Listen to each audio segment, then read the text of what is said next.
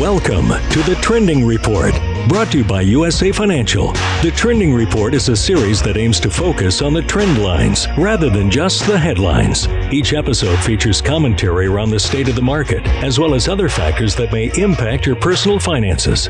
The host of the Trending Report is an investment advisor representative of and securities are offered through USA Financial Securities, member FINRA SIPC, a registered investment advisor. The Trending Report is educational and not intended as personal financial advice. Welcome back to the Trending Report. I'm Tyler, and if you've been anywhere near a gas station, a grocery store, or an investment account lately, you already know things are a little wild out there right now. Today, we're breaking down two of the biggest stories moving markets this month. First, we're going to talk about the global oil supply crisis, what's happening, why it matters, and why you might be feeling it the next time you're pushing your cart down the cereal aisle.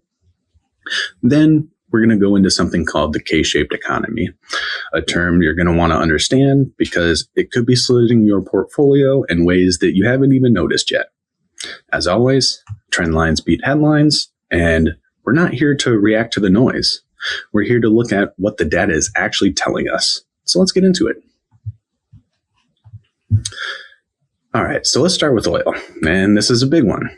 Iran's grip on the Strait of Hormuz, the conduit for about a fifth of the global oil supply, has thrown the world's economy into turmoil. Now, if you're not familiar with the Strait of Hormuz, think of it like this. It's essentially the world's most important energy highway. Nearly 1 in 5 barrels of oil that move globally pass through that narrow stretch of water. And right now, it's controlled like a toll booth, but only certain cars are getting through. Iran has set up a tiered system, giving preference to ships linked to its allies, Russia and China first, then countries like India and Pakistan, and then a narrow set of government agreements. Nearly everybody else, well, they're getting turned away. And to make things even more complicated, the U.S. Navy is running its own blockade outside of the strait, targeting Iranian ships and cargo. So you got a chokehold at both points, and it's being squeezed from both ends. The market already felt Q1 hard.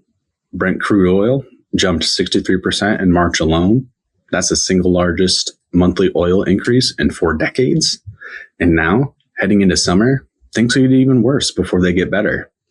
With peak fuel demand season kicking in, the head of the International Energy Agency is warning that depleting fuel stocks could push the global oil market into the red zone by July or August. This is where it starts hitting closer to home. It's not just a story about gas prices. Oil is the backbone of the entire global supply chain. And when energy costs spike, shipping costs spike, manufacturing costs spike, and eventually those costs gets passed along to you and me at the grocery store, typically within a few months of a lag time. And we've already seen rising energy prices ripple through the global supply chain in Q1, pushing prices higher. But here's something worth paying attention to on the flip side. Higher oil prices are accelerating interest in renewable energy. China's solar exports to Africa and Southeast Asian countries have already surged as a direct result.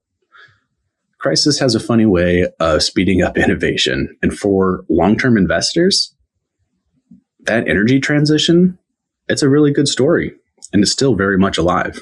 Okay, let's shift gears and talk about something that is an important concept for investors to understand right now, the K-shaped economy. So what does that actually mean? Picture the letter K, the top line goes up, the bottom line goes down. That's exactly what's happening in markets and in consumer households right now. 2 very different tracks moving in 2 very different directions. And the big question is, which track is your portfolio on? The market is experiencing what analysts are calling a multi-dimensional polarization. Equity markets are split between AI and non-AI sectors, while household spending is seeing a widening divide. Some households are pinching pennies, while others are simply unaffected. Now, the good news is, if you're well positioned, that the overall market outlook is still pretty optimistic. Both Morgan Stanley and JP Morgan Global Research are maintaining a bullish outlook on equities for 2026, both forecasting double-digit gains across all developing and emerging markets. That's largely driven by the AI supercycle and strong earnings growth. So the top line of that K, that's doing pretty well. But the bottom line, that's a different story. The M&A market is being increasingly K-shaped too. Large corporations are benefiting from stronger balance sheets and better access to financing, while the mid-market players are facing real headwinds. Smaller companies and everyday consumers with tighter budgets, those are the ones feeling the squeeze. And let's be honest, there's still real uncertainty out there. JP Morgan put the probability of a US and global recession in 2026 at about 35%. And inflation isn't going away quietly either. If labor markets tighten again, central banks may not be able to cut rates as much as the markets are hoping for. The takeaway here, know which side of the K your portfolio is sitting on. Make sure you're diversified and don't let the noise push you into emotional decisions. Two big topics today, and here's what I want you to take away with it. On oil, the Strait of Hormuz situation is serious and it's not resolved. We could be heading into a supply chain crunch right as summer demand peaks. So watch the energy markets, watch the commodity prices, and keep in mind that what happens overseas shows up right here at home in your supply chain, in your grocery bills, in your portfolio. On the K-shaped economy, the divide is real. AI-driven sectors are leading, large companies have the advantage, and the mid-market is under pressure. The long-term story for disciplined investors is still intact. Stay diversified, stay rules-based, and don't confuse short-term turbulence for long-term trouble. If you found today's episode valuable, share it with somebody who needs to hear it. And as always, stay informed, stay disciplined, and I'll see you next time.